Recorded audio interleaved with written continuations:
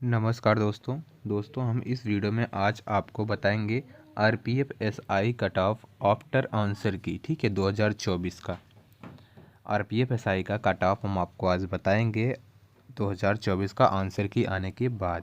ठीक है, तो सबसे पहले हम कंपटीशन समझ लेते हैं। ठीक है, कि कंपटीशन क्या था, कैसे था। तो हम पहले बात करते हैं टोटल पोस्ट की। दोस्तों, इस चैनल पर इस तरह से इन्फॉर्मेशन, आपको ऐसी इन्फॉर्मेशन मिलती रहेगी, तो चैनल को सब्सक्राइब कर लीजिए और इस वीडियो को अपने दोस्तों का शेयर ज़रूर कर देना। ठीक है, तो सबसे पहले हम आरपीएफ एसआई की टोटल पोस्ट की बात करें 2024 का, तो इसमें टोटल पोस्ट था दोस्तों 452। ठीक है, टोटल पोस्ट 452 था आरपीएफ एसआई का 2024 का। और इसमें फॉर्म कितने पड़े हुए थे? फॉर्म अप्लाई हुए थे लगभग 15,38,000 के लगभग। ठीक है, 15,38,000 के लगभग फॉर्म अप्लाई हुए थे और पोस्ट कितना था? 452 केवल। ठीक है, और अगर हम इस अनुसार 15,38,000 के अनुसार 452 का आपका कंपटीशन निकालते हैं कि आपको जो है कितने स्टूडेंट से फाइट करना है एक पोस्ट के लिए, तो हम इसमें कंपटीशन निकालते हैं। आपका कंपटीशन निकल के आता है 15,38,000 में अगर हम 452 को डिवाइड करेंगे तो आता है 3402। ठीक है, 3402 मतलब 3,402 स्टूडेंट से आपको फाइट करना है जितना फॉर्म अप्लाई हुआ था इसके अकॉर्डिंग। लेकिन क्या है कि पूरे लोग एग्ज़ाम को दिए नहीं थे। ठीक है, तो उपस्थिति इस बार कितनी थी? लगभग कितने कैंडिडेट्स ने एग्ज़ाम दिया था? लगभग 55% उपस्थिति, मतलब आधा उपस्थिति था। ठीक है, 50 से 55%।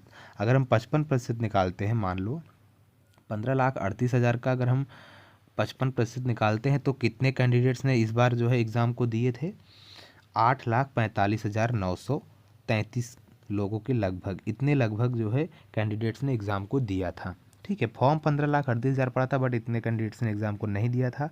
55% हम मानते हैं कि उपस्थिति थी, तो इसके अकॉर्डिंग जो है 8,45,933 कैंडिडेट्स ने एग्ज़ाम को दिया हुआ है। ठीक है, अब हम इसके अकॉर्डिंग बताएंगे आपको कि फाइनल कॉम्पिटिशन क्या आ रहा है एक स्टूडेंट का। तो एक पोस्ट के लिए कितने स्टूडेंट्स जो है फाइट कर रहे हैं? फाइनल कंपटीशन की बात करें हम, फाइनल कंपटीशन आता है फिर 1871। ठीक है, पहले कितना था? 3400।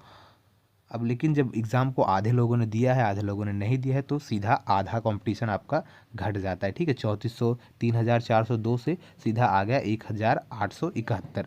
आपको 1,871 लोगों से जो है फाइट करना है। इसके बाद फिजिकल की आती है बात, फिर उसमें भी जो है घटता है। तो फिजिकल तो हम अभी आपको नहीं बता सकते हैं। ठीक है, लेकिन और कम आपका कंपटीशन हो जाता है। तो अब हम आपको बताएंगे इसके बाद। इतना आपको क्लियर हो गया? ठीक है, कि पोस्ट कितना था, फॉर्म अप्लाई कितना हुआ था और उपस्थिति कितनी थी, और फिर आपका फाइनल कंपटीशन क्या आ रहा है। तो अब हम बात करेंगे आपका सेफ स्कोर का। ठीक है, कट ऑफ दोस्तों, कट ऑफ तो हम कैसे बता सकते हैं? कट ऑफ तो कोई नहीं बता सकता है, बट क्या है कि हम आपको आपका सेफ स्कोर बताएंगे, मेल का और फीमेल का कैटेगरी वाइज। ठीक है, विदाउट नॉर्मलाइजेशन। ठीक है, नॉर्मलाइजेशन के बिना जो है हम आपको बता रहे हैं कि आपका सेफ स्कोर कितना होना चाहिए। फिर आपका नॉर्मलाइजेशन होगा।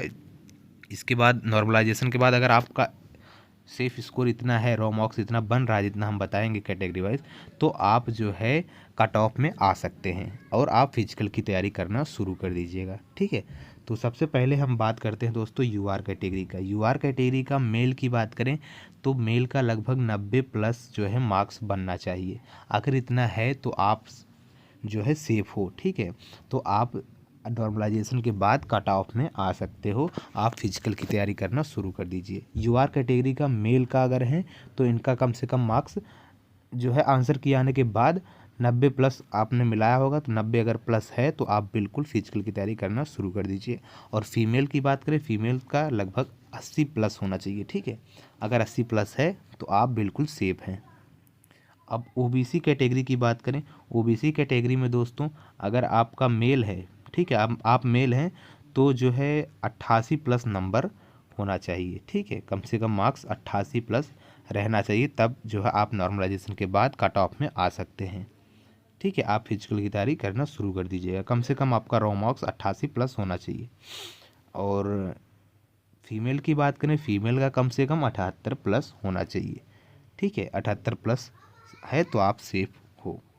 और EWS कैटेगरी की बात करें, EWS कैटेगरी में मेल का 87 प्लस होना चाहिए, ठीक है, 87 प्लस है तो आप सेफ है। और फीमेल की बात करें, फीमेल में कम से कम 77 प्लस होना चाहिए।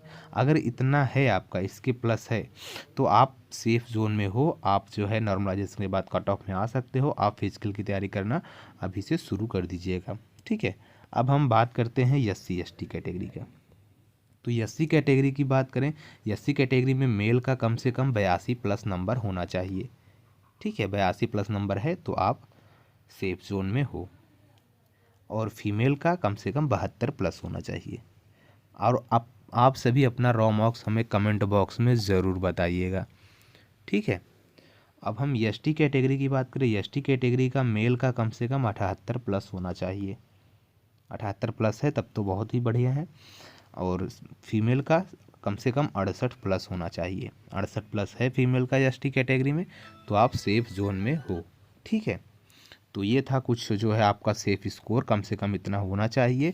और आप लोग अपना रॉ मार्क्स हमें कमेंट बॉक्स में ज़रूर बताइएगा, ठीक है, कि आपका कितना मार्क्स बन रहा है आंसर की मिलाने के बाद, ठीक है। अगर इतना नंबर जितना हमने बताया है इतना नंबर है आपका, तो आप फिजिकल की तैयारी करना शुरू कर दीजिए। और ऐसे अपडेट पाने के लिए चैनल को सब्सक्राइब कर लीजिए। धन्यवाद।